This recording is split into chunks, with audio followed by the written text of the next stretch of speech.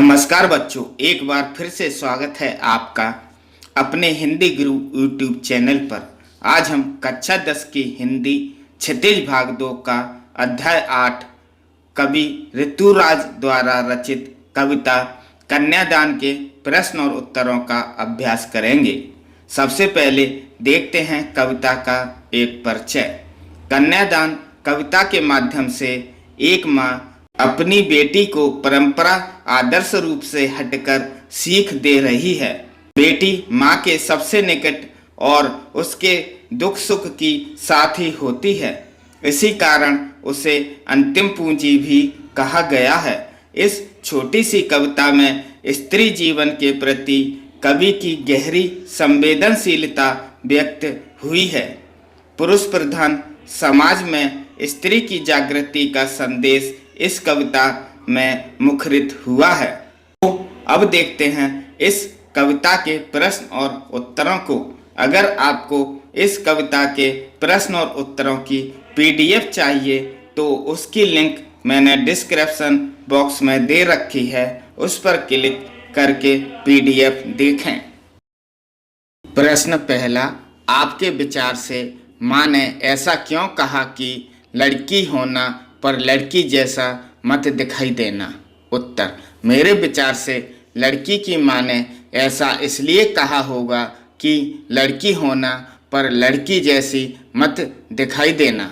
वह लड़कियों पर हो रहे शोषण से उसे बचाना चाहती हैं। कोमलता और शालीनता लड़कियों के गुण होते हैं जिसे माँ बनाकर रखना चाहती है, परंतु साथ ही यह भी कहती है कि इतना कमज़ोर मत बनना कि लोगों का अत्याचार सहन करो, क्योंकि कमज़ोर लड़कियों का शोषण किया जाता है।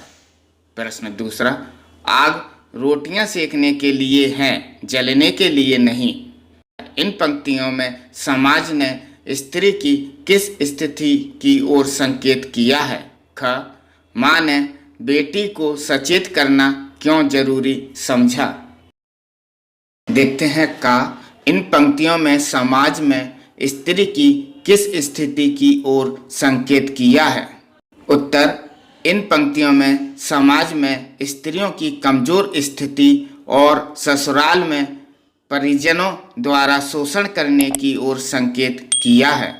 कभी कभी बहुएं इस शोषण से मुक्ति पाने के लिए स्वयं को आग के हवाले करके अपनी जीवन लीला समाप्त कर लेती हैं। दूसरा ख, माँ ने बेटी को सचेत करना क्यों जरूरी समझा? उत्तर, माँ ने बेटी को इसलिए सचेत करना उचित या जरूरी समझा क्योंकि उसकी बेटी अभी भोली और नासमझ थी, जिसे दुनियादारी और छल कपट का पता न था। वह लोगों की शोषण प्रवृत्ति से अनजान थी। इसके अलावा वह शादी विवाह को सुखमय एवं मोहक कल्पना का साधन समझती थी। वह ससुराल के दूसरे पक्ष से अनभिज्ञ थी, यानी अनजान थी। प्रश्न 3, पठिका थी वह धुंधले प्रकाश की, कुछ तुकों और कुछ लयबद्ध पंक्तियों की। इन पंक्तियों को पढ़कर लड़की की जो छवि आपके सामने उभरकर आ रही है उसे शब्दबद्ध कीजिए। उत्तर, उपयुक्त काव्य पंक्तियों को पढ़कर हमारे मन में लड़की की जो छवि उभरती है वह कुछ इस प्रकार है। नंबर 1, लड़की अभी सयानी नहीं है।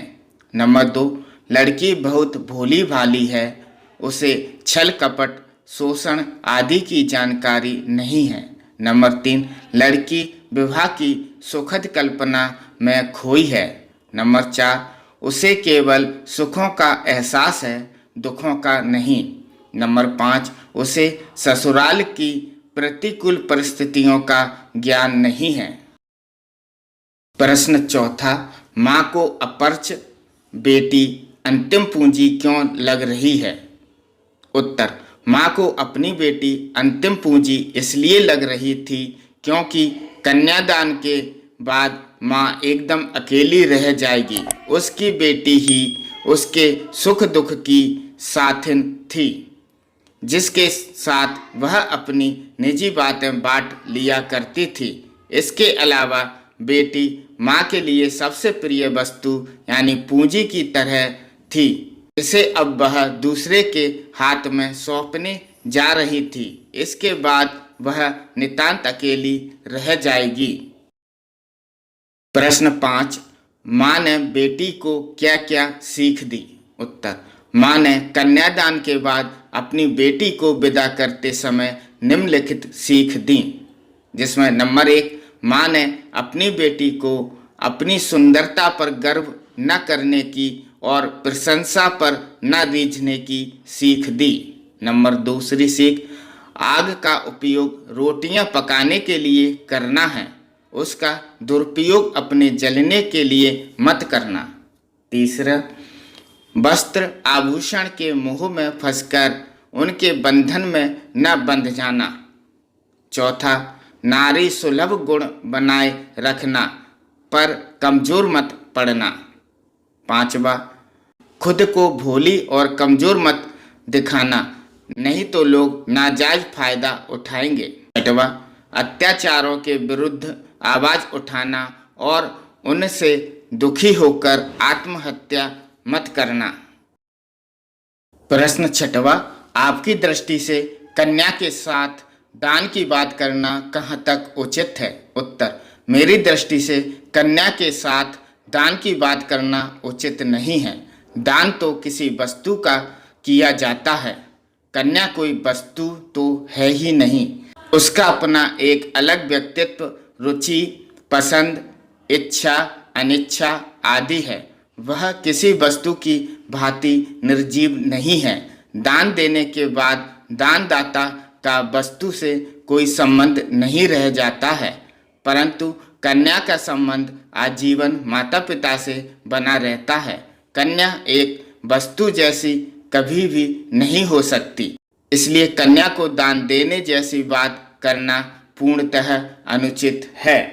बच्चों, अगर आपको यह वीडियो अच्छा लगा हो तो लाइक, शेयर तथा चैनल को सब्सक्राइब अवश्य करें।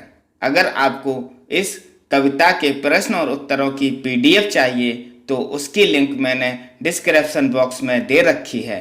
उस लिंक पर क्लिक करके PDF देखें। धन्यवाद।